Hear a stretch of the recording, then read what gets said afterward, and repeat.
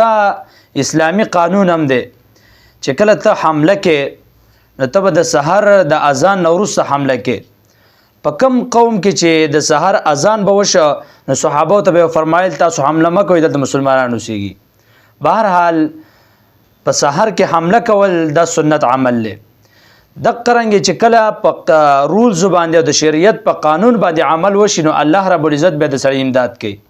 تاسې وګورئ په بدر کې 313 صحابه وو، بل طرف ته کفار دا ډیر زیات وو د 1000 نه، او دغه رنګې نورې شیطان خپله قافله راوستو. خو کله چې الله رب العزت د مسلمانانو د الله په قانون باندې او د الله په حکم باندې عمل وکړه، د ځان د حفاظت لپاره راوتلیو، الله رب العزت د امداد لپاره فرشتې راولېږلې، یو پیرې 3000 راولېږلې، بیا 15000 راولېږلې. دقه رنګې اوس تاسې وګورئ څو ورځې مخکې چې پاکستان کومه حمله وکړه، یو طرف ته انډیا ده. انډیا د قانون دغه رنګې د ماډرن ټیکنالوژي په اعتبار سره دا په 2 او 3 نمبر باندې را، دغه رنګې د اکنامیکلی تاسو وګورئ نو د معیشت په اعتبار سره دا ډېره مخکې ده. دغه رنګې د خلکو په اعتبار سره وګورئ، که د صوبو په اعتبار سره وګورئ، که د مالیت او د هر څه لحاظ باندې ته وګورئ نو انډیا د پاکستان نه په 10 چونده باندې سیوا ده. لیکن چې کله پاکستان حمله وکړه تاسې هغوی ته وګورئ، چې کله هغوی حمله وکړه هغه جزونه ورسره راتېل دي. دا ولې؟ ځکه چې کله ته د اسلامي قانون باندې عمل وکړي نو الله رب العزت ستا امداد کوي.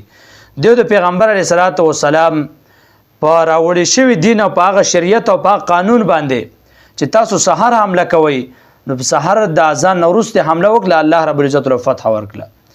لاړه بمبا 3 غنټې 2 غنټې د وجنګېدل، واپس روغ رمټ راله، او په هغه سحر باندې د هغې یو دا راپیلې بل وشتلی و. دا ولې؟ ځکه الله رب العزت په قانون باندې دوی عمل وکړه. نو چې کله د الله په قانون باندې سړی عمل وکړي الله رب العزت له امداد ورکوي. دغه مخ ته ځمکه باندې ډېر ملکونه داسې دي چې هغه د غیر مسلمه دي، او لږ ملکونه دا داسې چې دا اسلام لا اله الا الله دا په دې په نوم باندې ازاد شوي. لکه 2 ملکونه په دنیا کې په مخ ته ځمکه باندې ملکونه ډېر دي، خو 2 ملکونه دا لا اله الا الله محمد رسول الله په دې نوم باندې ازاد شوي دي. یو په هغه کې پاکستان دی.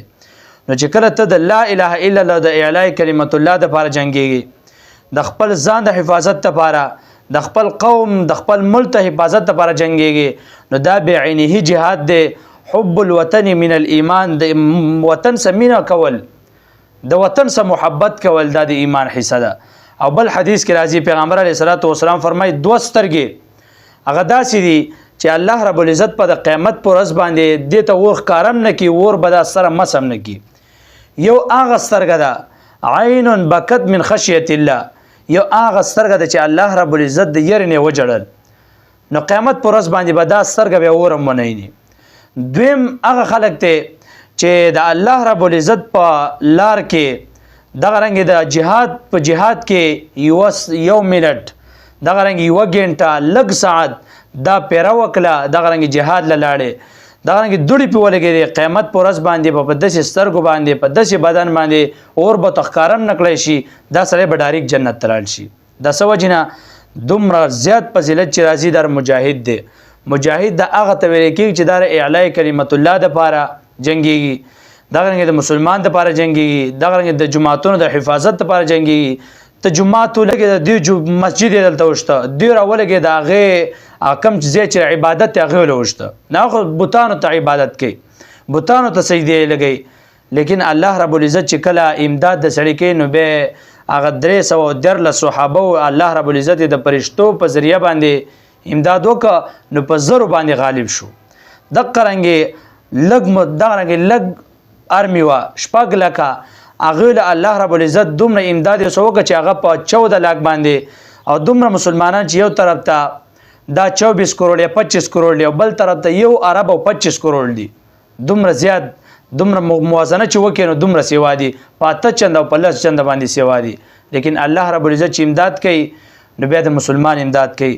په ځمکه باندې به ډېر ملکونه دي، لیکن چې څوک د مسلمان مخالفت کوي الله رب العزت یې ختموي، الله رب العزت یې نیس او نابود کوي. مقدس مکه باندې دا انډیا هم ختم شي، دا اسرائیل هم ختم شي، بیا هم د الله رب العزت د دین او د پیغمبر علیه الصلاۃ والسلام نوم دا چوتي دا بلندي دیو د اسلام قانون موافق عمل وک الله رب العزت له فتح ورکړه.